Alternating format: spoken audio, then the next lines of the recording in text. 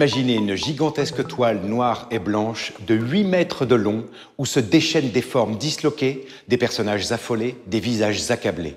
Voici Guernica, un tableau peint par Picasso en 1937, devenu aujourd'hui le symbole incontesté de l'engagement artistique et de la dénonciation de la barbarie.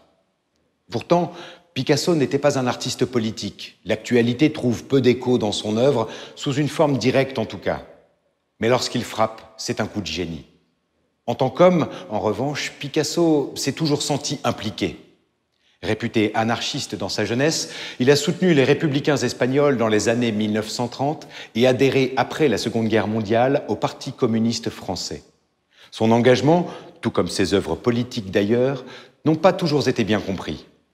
Voici pour nous l'occasion de faire le point sur un aspect de la vie de l'artiste. On y va ?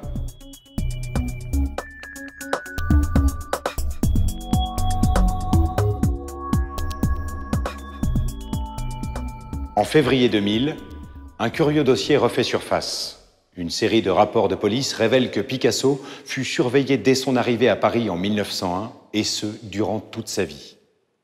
La police française n'ignore pas qu'il a fréquenté à Barcelone, dans le café des Quatre Gats et ailleurs, des milieux artistiques contestataires. Elle le décrit même comme un anarchiste parce que le jeune homme habite quelque temps chez Pedro Maniac, un marchand d'art espagnol lui-même fiché. S'acoquiner avec le milieu des artistes d'avant-garde n'est pas non plus pour plaire aux policiers. Les idées subversives y circulaient, mais comme l'ont souligné ses biographes, Picasso se tenait alors à l'écart de tout engagement concret. Il n'empêche, ses habitudes ont été scrupuleusement observées, ses déplacements et ses changements d'adresse soigneusement notés. Sa vie durant, Picasso a été un étranger sur le sol français. Quoi qu'il en soit, l'artiste a toujours eu le cœur à gauche. Son caractère bien trempé et son expérience personnelle le poussaient à rejeter toutes les formes de répression, politique ou artistique. Avec le déclenchement de la Première Guerre mondiale, la xénophobie se déchaîne. On suspecte tout ce qui n'est pas français. Et Picasso n'est pas français. Comble du paradoxe, le cubisme, né à Montmartre, dans le plus parisien des quartiers, se voit taxé de boche.